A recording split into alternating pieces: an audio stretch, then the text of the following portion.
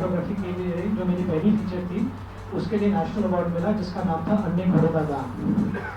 मैंने जैसे कि अपने स्टेटमेंट में भी कहा है कि I am a graduate of the institute and I can tell you that wherever I am today it is because of being at an institute which is an institute which at its heart is committed to public education. The public spiritedness of that education in cinema is why we are here and why we are able to continue to make certain kinds of films which would otherwise totally be determined by the market forces. और अगर आप देखेंगे जिस प्रकार से public ethos पे attack है हर एक संस्था पे जो पब्लिक इंस्टीट्यूशन है, whether you see what's happening on public health, whether you see what's happening on public education, whether you see the attacks on NGOs, अभी FCRA की भी एप्लीकेशन के लिए किस प्रकार की इंफॉर्मेशन मांगी जा रही है कि आप अपना फेसबुक अकाउंट, अपना ट्विटर अकाउंट, हर प्रकार का सोशल मीडिया का प्लेटफॉर्म की जानकारी दीजिए। किस प्रकार की प्रोफाइलिंग को इनकरेज किया जा रहा है। अब this is just the beginning. अगर इस प्रकार के पब्लिक इथोस को जाने दें और उसको मानते रहे और चुप रहें तो आप इमेजिन कर सकते हैं कि आगे आने वाले टाइम में क्या होने वाला है। So whether it's the institute, whether it's look at the attack on the public intellectuals. What's happening to historians like Irfan Habib and Ramana Thapar? Is this the kind of India that we are really agreeing to live in? This is why we are wanting to return our awards. I'm also a graduate from film school. The main point I want to make is, by returning the award is, we have gone through various process of filtering and to get into a film school. Various exams, various interviews. By experts from all faculties, and somehow we get into a film school thinking that we are going to be inspired and guided by the teacher, the chairman of the film school, which the government, it's a cost the government is supposed to fill in, and it looks like, to me, it looks like a party affiliation is the only certificate to have a chairman for an institution of a premier institution like FTI. And if that's the case, what would be the fate of the rest of the educational institutions in this country? I'm giving up my national award in protest against the unmistakable interference of the present government in appointments to institutions of academia and culture. I'm also protesting the general atmosphere in the country where the Prime Minister doesn't care enough to categorically and unequivocally condemn incidents of intolerance and take clear and swift actions against members of his government and party who seek to belittle or justify such incidents. It's not been an easy decision.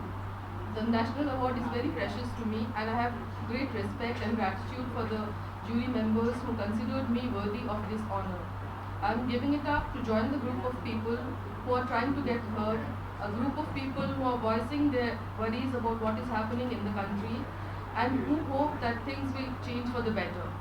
A lot of citizens had great hopes from the new government. I hope they're not let down by indifference, by attempts to justify the present injustices by talk of what has happened in the past. So I'm reading out Rafiq Elias's statement. He says, after much thought and with deep regret, I have decided to return my national award for the film Legend of Fat Mama in solidarity with my fellow filmmakers, film students of the FTII, and with concerned citizens of my country. It is a simple, unmanufactured protest against the current climate of intolerance, hate, and violence, and the curbing of the voices of dissent. It is by no means an endorsement of the actions or inactions of the previous government, whose own cynicism is well established. It is in response, however, to the unprecedented scale and comprehensiveness with which the values and interests of the India we believe in are being undermined. This is his statement, but as a writer, a cultural practitioner, and editor of a magazine that believes in cultural diversity, I too wish to express my solidarity with this group of people, for all those who have been made victims.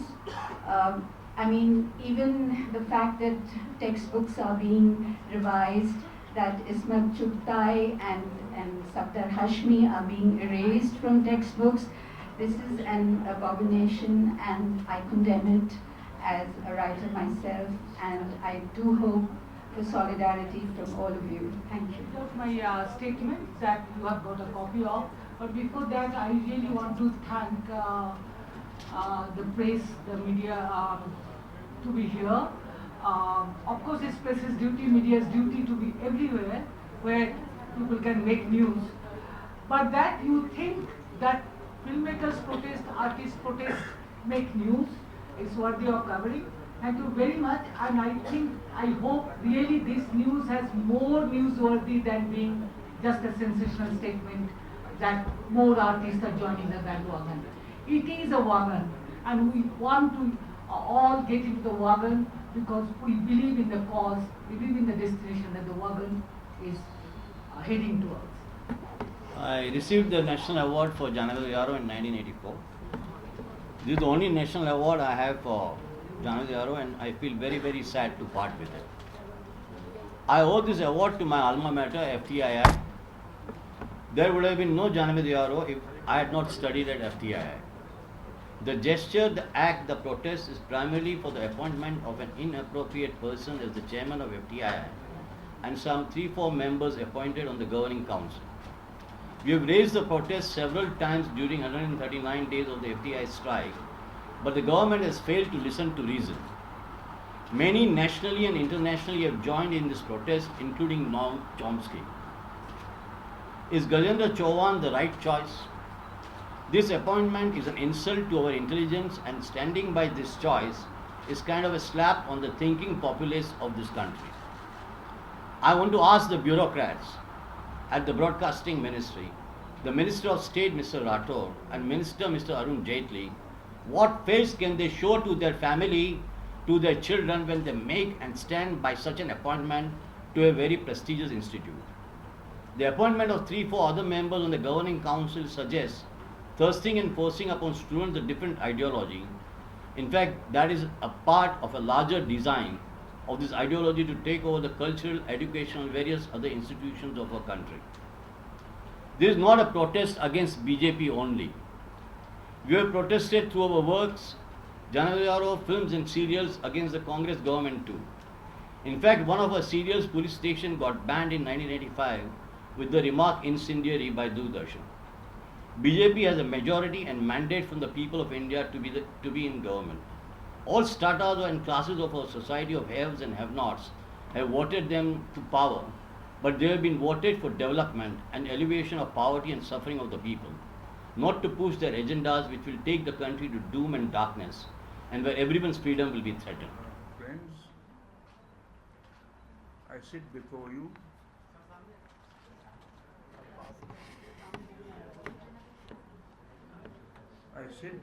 because I believe we are living in a time when not to speak out would not just be a mistake, but a crime. You have heard all the speakers today, and they've got various inputs as to why they are returning their national awards. And my basic paper is a combination of all of their papers, so I won't go into reading all of them, reading my paper out. But I'll go slightly beyond in a sense, just the first page, and then sum it up. When the students of the FTI rose up in revolt against the ad hoc and arrogant imposition of governing council members of that institute by the government of India, little did they realize that the cause for which they were fighting for would turn out to be so much larger. Joining them were a host of eminent writers, scholars, historians, painters, filmmakers, musicians, theatre personalities, scientists, professionals, and even industrialists who joined in the struggle to reclaim the soul and spirit of this land.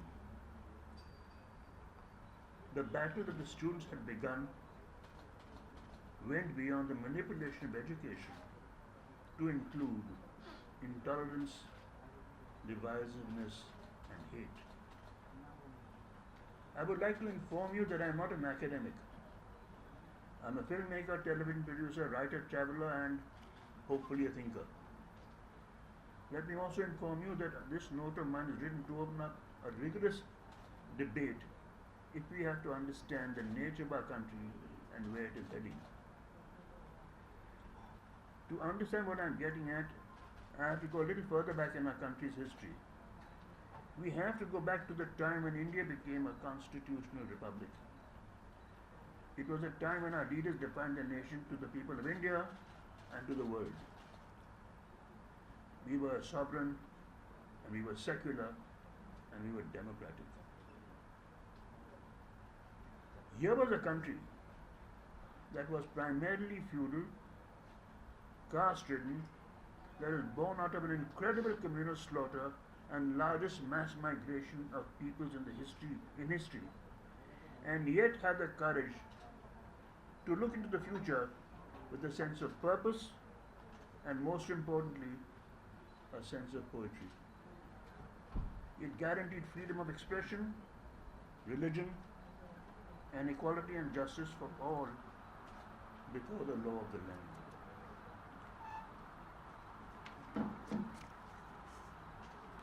Left behind in the shadows were forces, though small in number, yet potent in influence, that were vehemently opposed to this ideal. They had a different agenda and a far simpler notion of what our country was all about. They had little faith in democracy and far less in freedom of expression, religion, and equality before the law. Now we all know what has happened in our country and what is happening now. We are all aware, and that is why, as I join forces with all the people I am returning my award to, because as I believe, we all know where we are today. The forces that lay in the shadows at the time of our independence have emerged into the sunlight. They are in power both at the overt and covert levels. Will my handing over a national award change things around? Frankly, I don't know.